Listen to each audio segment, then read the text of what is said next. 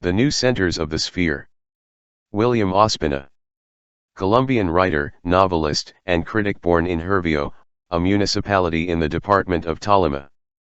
The New Centers of the Sphere. The New Face of the Latin Planet.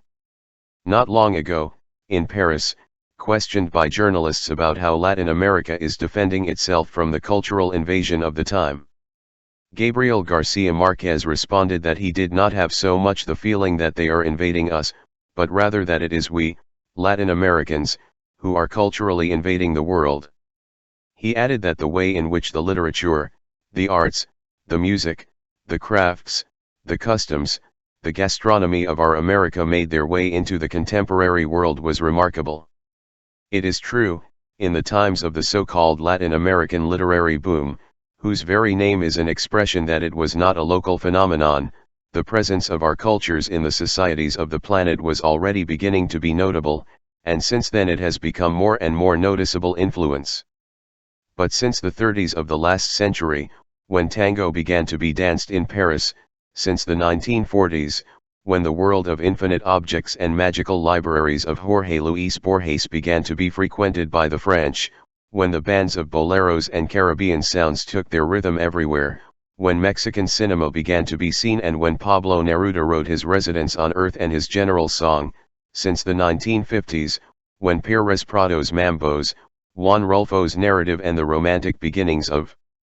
the Cuban Revolution made themselves felt at the same time. And since the 1960s, when Julio Cortázar, Jorge Amado, Mario Vargas Llosa, João Guimarães Rosa, Carlos Fuentes, José Lezama Lima, Alejo Carpentier, Escobedo Sabato, Escobedo Cardinal, Miguel Angel Asturias and Gabriel Garcia Marquez himself became our greatest writers of the century, and some of them true living legends, the progression has not stopped growing. A phenomenon that occurred, in parallel, became increasingly visible to us, that the plastic arts of Latin America had also been making their way in the Western world, since the times of the great Mexican muralists and the Uruguayan artists Pedro Figueroa Torres Garcia, passing through Frida Kahlo, Remedios Varo, Edgar Negrete, Eduardo Ramirez Villamizar, Armando Rabaran, Soto, Cuevas, Huellas Amin, Desislo, Bravo, Obregon, Caballero, or Morales, among many others, and achieved legendary fame. With names like Orozco, Diego Rivera, Wilfredo Lam, or Fernando Botero. Already in the 1950s, the books of Pedro Enriquez Urena, the great Dominican polygraphist, showed the colossal fresco of a completely interdependent continental literary and aesthetic culture, which included, of course, also Brazil, and also mentioned the excellence of composers such as Carlos Chavez from Mexico, author of notable symphonic pieces, like the Argentine Alberto Ginastera, author of a famous opera inspired by the novel Bomarzo by Manuel Mujica Lainez, or like the Brazilian maestro Heitor Villa-Lobos, whose unusual ensembles of instruments and string quartets have marked an era in contemporary music.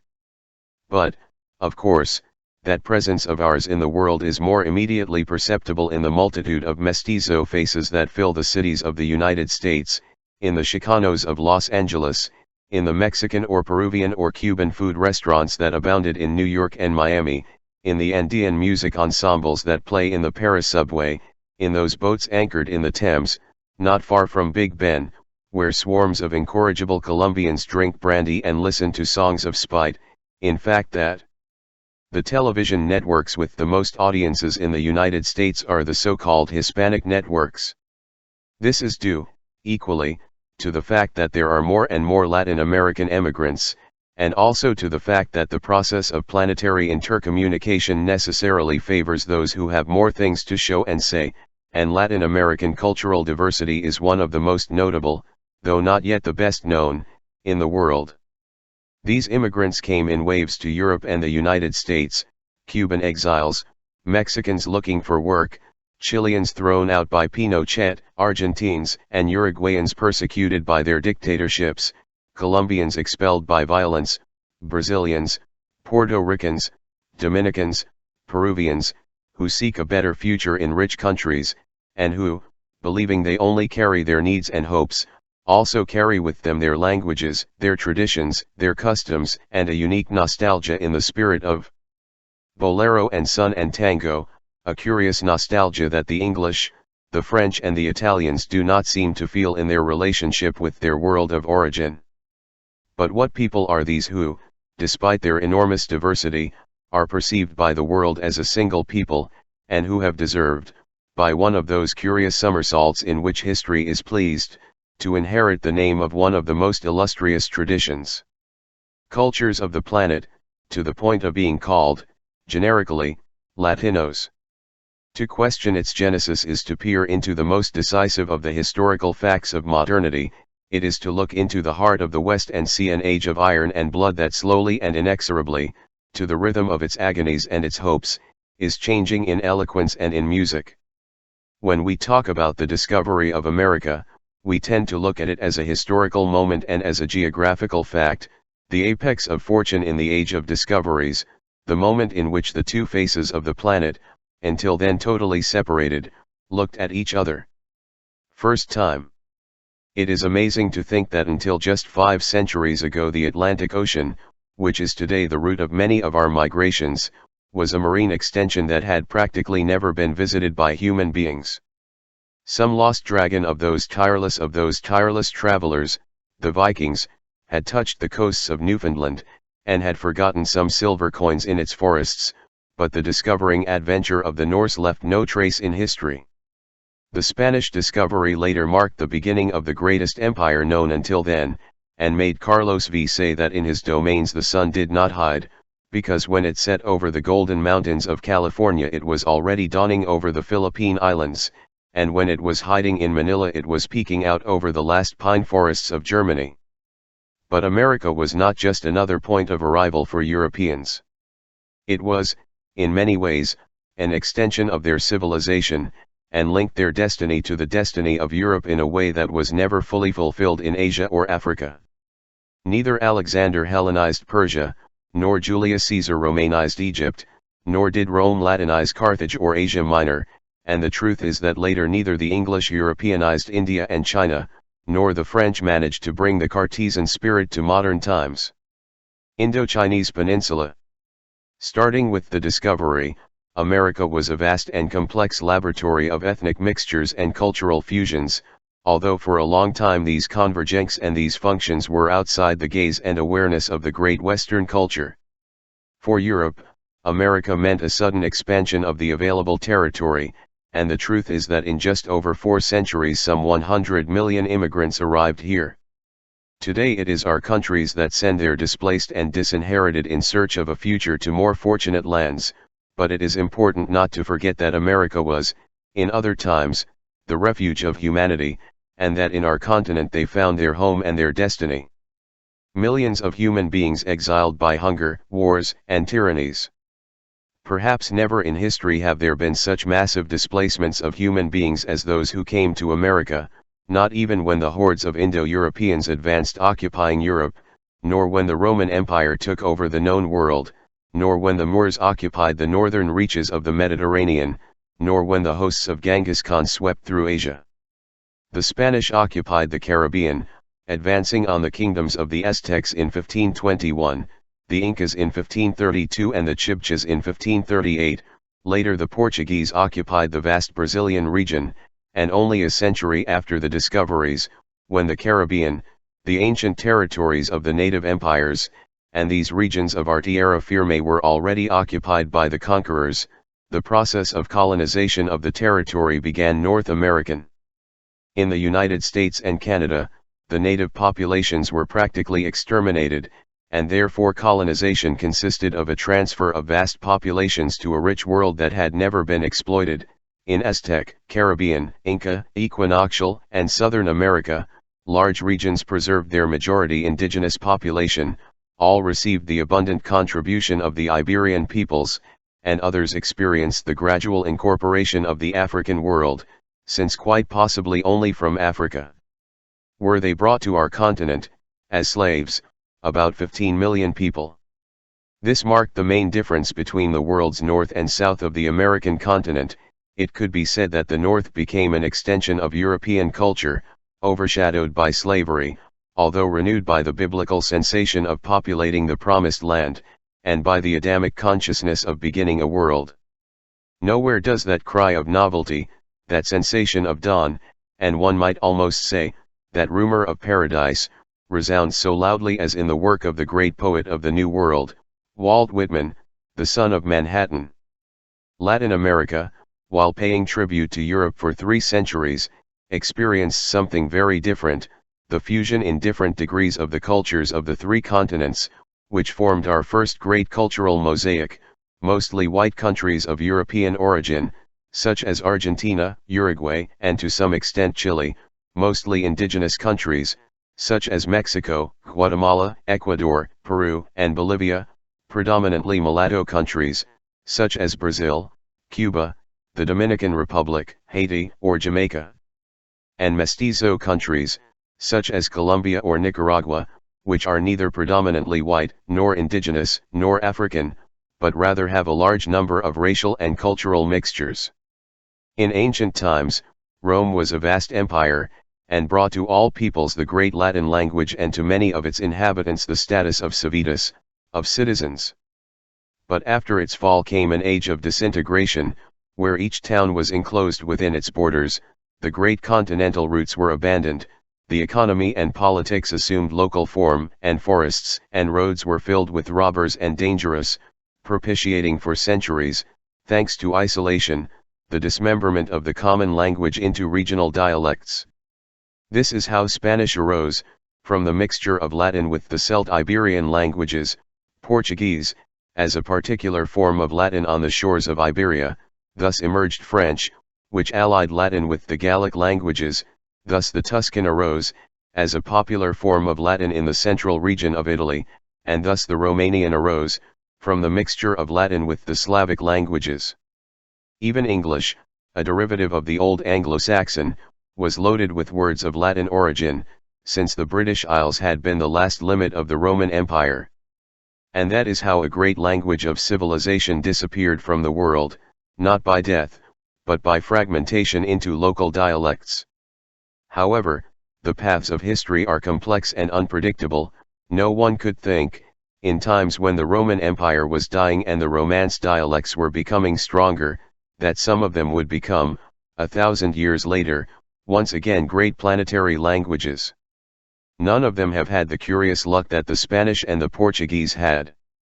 But it is that with the information of the great Iberian Empire of Carlos V, in the 16th century, the foundations of the new economic era were also laid, when, thanks to the traffic of metals from America, world trade was born. For this reason, when the empire disintegrated, when the independence of the Ibero-American nations arrived at the beginning of the 19th century, the countries were not fully isolated as in the days of the decline of Rome, and the growing phenomenon of globalization has found us in possession of vigorous and enriched common languages. However, few stories are as exemplary as the enrichment of these languages. The Latin language had produced in Spain some of the highest literary expressions of its time, the poetic and philosophical works of Lucan and Seneca. Not surprising for a region that had also regenerated the empire politically by giving birth to the great emperors Trajan and Hadrian, who were the light of their time. But after the fall of the empire, the first great foreign contribution was the hubbub. The word Algarabia today means, for us, an incomprehensible bustle, but originally it was simply the name of the Arabic language. When Islam brought its refined architecture, its rooms with fountains, its philosophers and its dromedaries to the dryness of Granada and Córdoba, 7 centuries it projected its refinement on Christian culture, it also left the sounds of its language in the neighboring language.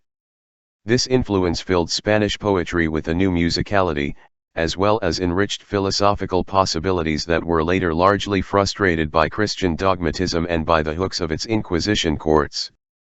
Europe was barbaric when Islam was a refined civilization, whose physiologists established some foundations of modern medicine, whose mathematicians were the most outstanding of the time, whose philosophers of Averroes and Avicenna recovered the work of Aristotle, forgotten by the West, whose storytellers brought tones fantastic and imagination excessively restricted by the church and by the village spirit. Perhaps it was a vestige of Arab poetry, which venerates musicality in language as a virtue in itself, not necessarily tributary to a meaning in the way that arabesques are pictorial music and not representation of images or ideas, which it allowed the emergence of poetic adventures such as that of Gongora, crystal weaver, and capricious verbal architect. But around the time of the discovery, the poets Juan Boscan and Garcilaso de la Vega accepted the challenge of a Venetian ambassador to bring to Spanish the musicality of the Italian language, the rhythms and forms of poetry that Petrarch had refined with his sonnets. The troubadours with their songs, and Dante with the triplets of his journey through the fetid pits of hell, through the musical rocks of purgatory and through the terraces of paradise, supported by columns of the just and the wings of angels. There began the Spanish Golden Age, which sang to love at once sensual and mystical in the voice of Saint John of the Cross, who weaved indelible thoughts with delicate music in the voice of Fray Luis de Leon, who reasoned deeply and moralized in the harmonious hendecasyllables of Quevedo, who knew how to be flexible and passionate in the verses of Lope de Vega, who built the admirable periods in his sonority and industriousness of Luis de Gongora, and who finally picked up his expressive force and his ability to testify to the time the death of an era and the birth of another, by founding in the work of Cervantes the typical literary genre of the modern age, the novel. Already with the contribution of Arabic and Italian, the language had been able to perpetuate in language the very emergence of modernity. But both Spanish and Portuguese were also faced with the greatest challenge that any language had experienced throughout history, the challenge of naming a totally unknown world. A whole continent, with its forests and its rivers, with its climates and its mountain ranges, with its peoples and its cultures, with its gods and its centuries, with its songs, its wars, and its mythologies, suddenly emerged before the disconcerted eyes of Europe, and although many in the courts of the Old World, and even among the philosophers, the literati, and the poets of the time, did not realize the magnitude of the problems and the challenges that this discovery posed for the whole of civilization, the time made much men, faced by chance with tasks that normally did not correspond to them, captured and witnessed the eruption of America in the sensibility of the West, its incorporation into the known universe, and the many themes that it opened up for the sensibility, for the imagination and for thought. There the world saw an age in which humble soldiers became great creators of language, in which merchants became storytellers, in which hungry adventurers found the poetry of blood and gold. Many historians have wondered why so few of the great sages and great writers of Europe came to live direct experience of the American world, and why they almost always had to be warriors of average culture and chroniclers of not so exquisite training. Who was given to recognize this world, describe the first clash of cultures and preserve for centuries the testimony of those auroras of blood? The world knows how to improvise its poets and its conductors when it needs them. Given the circumstances of the time, given the dogmatism and the rigors of the Inquisition, I dare to think that it was not so bad that those modest characters in their training had been the ones who wove the vast cosmos of the chronicles of the Indies and painted the bloody tapestry of the time.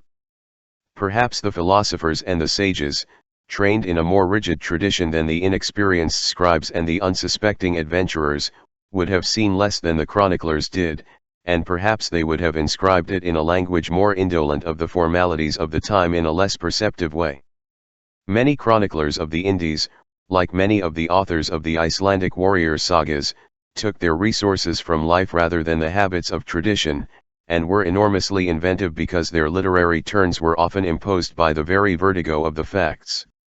The truth is that thanks to these authors, Bernal Díaz del Castillo and Gonzalo Fernández de Oviedo, Bartolomé de las Casas and César de León, Juan de Castellanos and Fray Pedro Simon, among so many memorable witnesses of the early days of America, the substance of a world that we will never see again and the whirlwind of an unrepeatable era were saved for posterity and represented a new contribution to the process of enriching the language. But what was happening was the formation of a new world era. Due to the discovery of America, the confirmation of the roundness of the planet and the relativization of many old truths thanks to the questions that this discovery brought with it. Great sages, throughout history, had suggested and even demonstrated the roundness of the planet, but one thing is to think about it and another thing is to live it. Only at the beginning of the 16th century, humanity began to truly live in a sphere, and the conquest of the consciousness of that sphere would still be slow, since we can affirm that humanity was always capable of living, not in the fullness of a worldview, but in pieces of different worldviews, crudely assembled to produce an illusion of coherence. Only at the end of the 20th century, we could see the Catholic Church accepting the truths of Galileo, and the fact had surprising edges because the Church, undoubtedly sincere in its contrition, graciously decided to forgive Galileo, 5 centuries later, when the only sensible thing to do it would have been to apologize. So the fact that the truths are demonstrated does not guarantee that humanity really incorporates them into their daily reality, and it would seem that the world lives spontaneously in a mist mixed with certainties and fantasies, to which they often only give coherence. The myths. The gold and silver of America were decisive in the consolidation of the mercantile society. More than 20,000 tons of Mexican and Peruvian silver, and an indeterminate amount of tons of gold from New Granada and other regions, were undoubtedly a gigantic flow, which ran through the veins of Europe, and greatly contributed to the formation of modern capitalism. It is still moving to see those golden statues of the Cathedral of Seville, in which the molten gold of the solar gods of America entered the cult of the Christian God, but it was at the hands of German bankers, English pirates, and merchants of Flanders that went to stop most of that wealth that did not make a fortune in Spain. We also know that contact with American cultures, despite the barbarity with which they were destroyed, was the basis for the meditations of Bartolomé de las Casas and Francisco de Victoria, which gave rise to humanitarian law, inspired the reflections of Montaigne, one of the pillars of modernity, stimulated the elaboration of the Utopia of Thomas More. He revived the old European myths, the legend of the City of Gold, the legend of the country of the Amazons, the island of the fountain of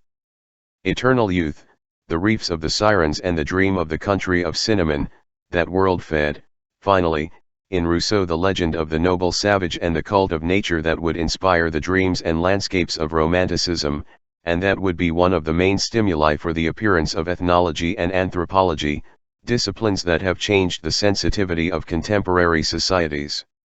All that was, then, a fulfillment, but also a beginning. Where the task of imperial Spain ended at that time, which, as Hegel would say, because its decline was launched, there was the beginning of the American cultural adventure, but since then centuries passed before both Latin America and the Iberian Peninsula returned. Find yourself at the heart of the story. I dare not say that this has fully occurred. I believe that our cultures are preparing for a great future, and I believe that the centuries we have lived through have been centuries of complex and disproportionate gestation, but it is already possible to see that ours has ceased to be a marginal region of the world, and not insist on long historical recounts. I simply want to reflect on some isolated elements. A very important one is that despite the enormous political and economic fragmentation of our countries, it is possible to notice that every time great cultural movements arise, they appear simultaneously throughout the continent. When the enlightened generation that prepared independence arose, when the battles for freedom were fought, the destinies of great men of these lands were continental destinies. That generation of Latin American patriots moved the world, and there is no doubt that at the beginning of the 19th century, our countries formed an outstanding part of world history. It is not only because we find the statue of Bolivar on the Alexander III Bridge in Paris, or in the center of a square in Cairo, or in the Central Park of New York. It is not only because in the encyclopedic recounts of the great events of the millennium, not because they are slightly less significant. It is noted that the two great moments of Latin America that appear are the Age of Conquest and the Age of Independence. It is evident that, although America was incorporated into world history since the discovery, and was already inconceivable since then without the contribution of Europe and Africa, only in the last years of the 18th century, and in the first years of the 19th, did it seem to become aware from its cosmic location, and seem to make the decision to take destiny into its own hands. You have to listen to the way Bolivar spoke to perceive the magnitude of his historical consciousness and the fine perception he had of his time and the way we belong to the world. We are a small humankind, Bolivar wrote in the letter to Jamaica. We possess a world apart, surrounded by vast seas, new in almost all the arts and sciences, though somewhat old in the usages of civil society. I consider the current state of America, like when the Roman Empire collapsed. Each dismemberment formed a political system, according to their interests and situations or following the particular ambition of some chiefs, families, or corporations, with this remarkable difference, that those scattered members returned to re-establish their ancient nations with the alterations that things or events demanded, plus us, who barely conserve vestiges of what was once, and who on the other hand are not Indians or Europeans, but a middle species between the legitimate owners of the country and the Spanish usurpers. In short, being Americans by birth and our rights are those of Europe, we have to dispute these with those of the country and that we maintain ourselves in it against the invasion of the invaders. Thus we find ourselves in the most extraordinary and complicated case, despite the fact that it is a kind of divination to indicate what will be the result of the policy line that America follows. I dare to venture some conjectures, which, of course, I characterize as arbitrary, dictated by irrational desire and not by probable reasoning. Like Humboldt, one of the things that most worried Bolivar was the tremendous inequality that was inherited from the colony. In almost two countries, indigenous peoples had been stripped of their rich tradition, of their awareness of being at the center of a world, of their dignity, and hastily turned into worshippers of a mental order in which they would never be seen in conditions of equality. Due to their tremendous arrogance, the crown, the businessmen, and the church were willing to have subjects, to have servants and to have faithful, but not to allow a process of dignity of human beings to take place here, and even less of exaltation of free beings capable of discretion and judgment. For centuries the Catholic Church would continue to prohibit free reading in America, which had been the instrument of the Enlightenment to build a citizen's conscience and a responsible individual capable of sustaining the scaffolding of the republics. Bolivar continually questioned himself about how to found a political order in which the serfs and slaves had access to freedom, the discriminated Creoles had access to equality, and both had access to fraternity, principles that were so eloquently proclaimed in France by the canons of the Revolution. But if it was difficult in Paris to make the French accede to liberty, equality, and fraternity, in Paris, where everyone was part of a homogeneous nation with more than 4 centuries of unified existence, united by a long tradition, what to expect from peoples made up of Indians, Creoles, and blacks, mestizos, mulattoes and zambos?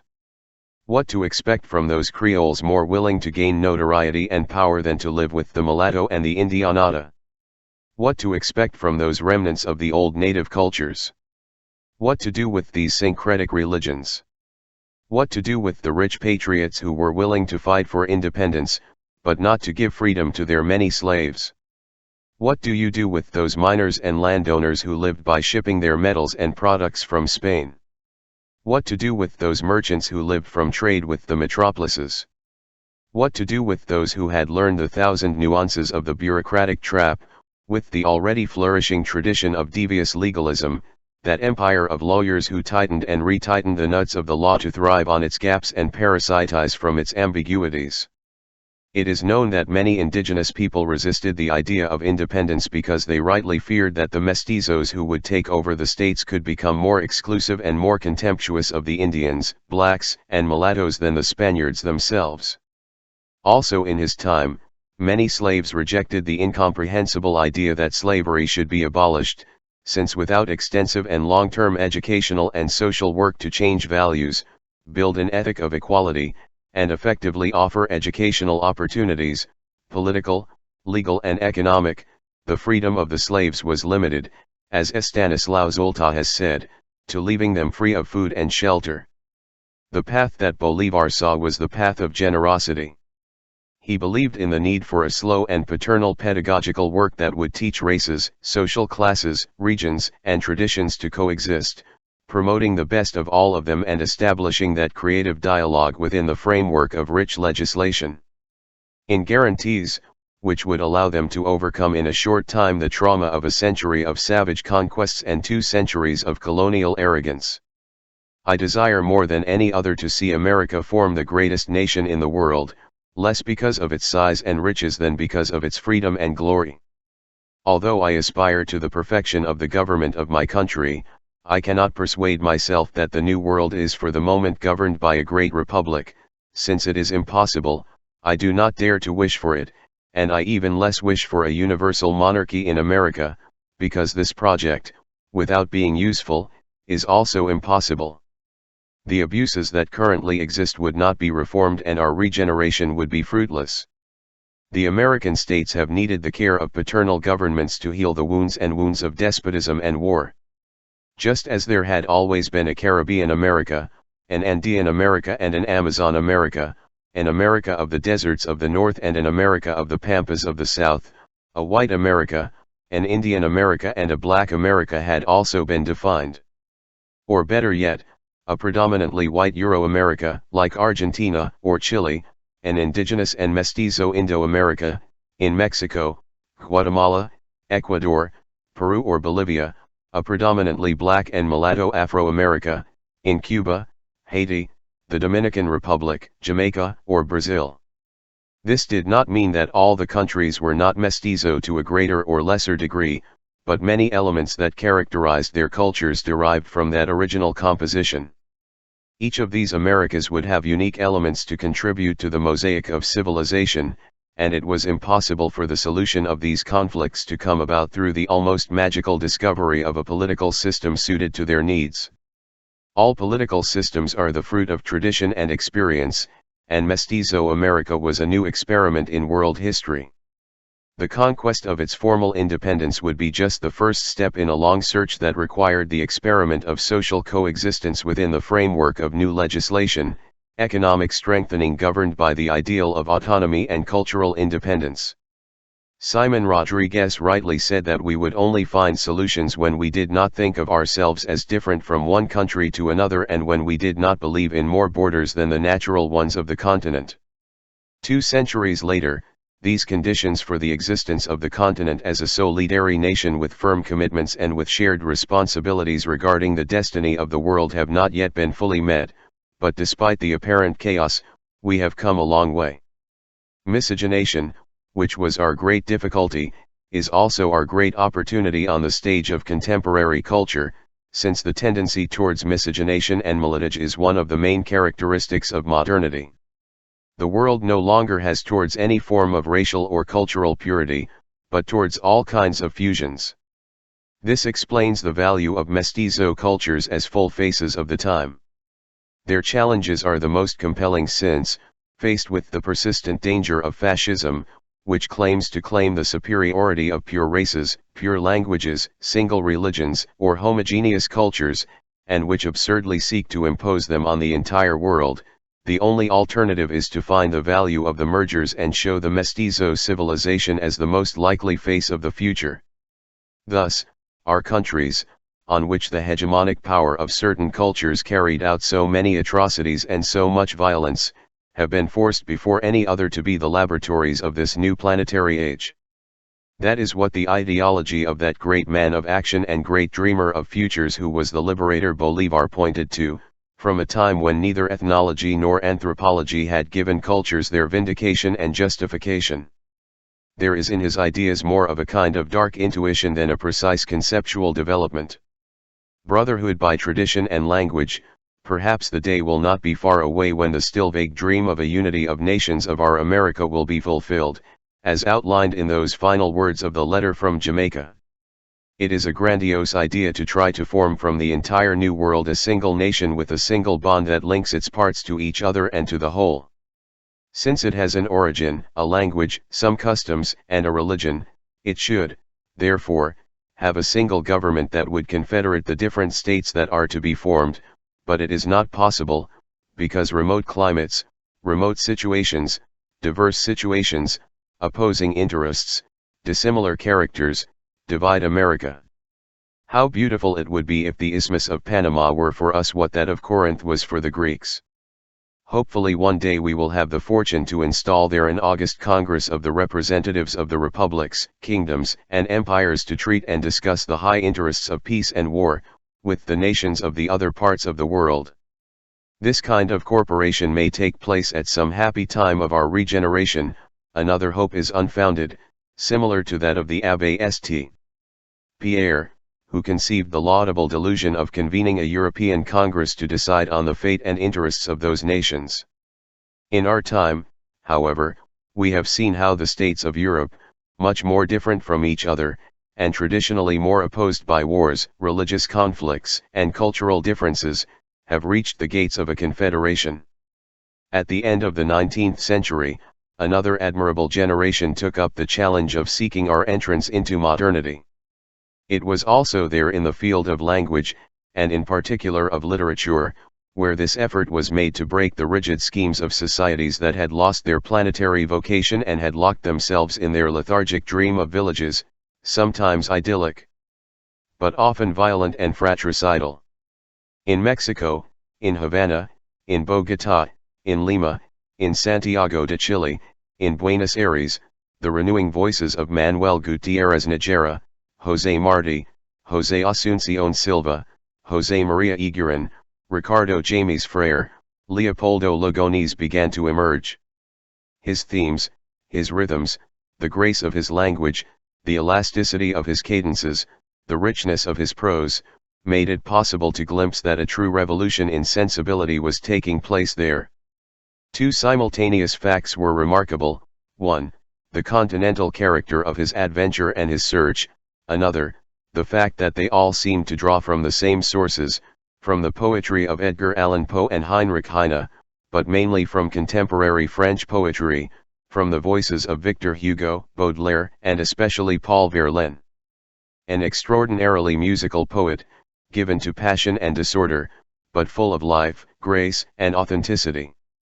Paul Verlaine, drunk, selfish, turbulent, unstable, but vigorous, delicate, passionate and brilliant, was a sort of remote portrait of the state of mind of the Ibero-American writers of the end of the century. They learned many things from him. Thanks to their influence they transformed the language, made it more expressive, more harmonious, more nuanced, more irreverent and more sensual.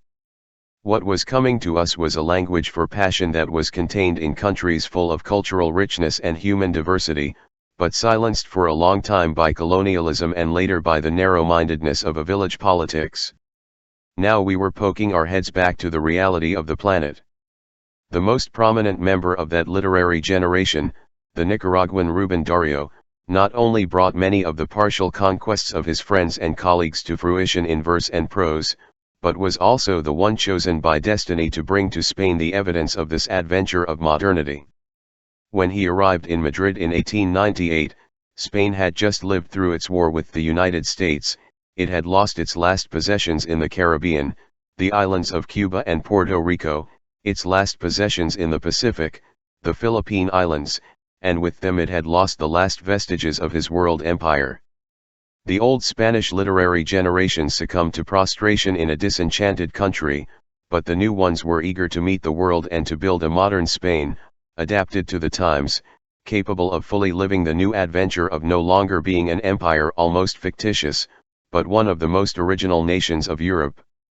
There Rubén Darío found those young people, Antonio Machado and Miguel de Unamuno, Juan Ramón Jiménez and Ramón del Valle Inclán, also great readers of French, renovators of sensitivity, eager for the future. That meeting bore great fruit, and just as the generation of Latin American modernists had found in Darío's sensitivity, talent, and generosity the ideal spokesperson to represent them before Spain, the new Spanish writers found in him their best emissary for America. Rubén Darío thus became not only the symbol of Latin American modernism, but also the symbol of an unexpected convergence of the two wings of language, on both sides of the Atlantic.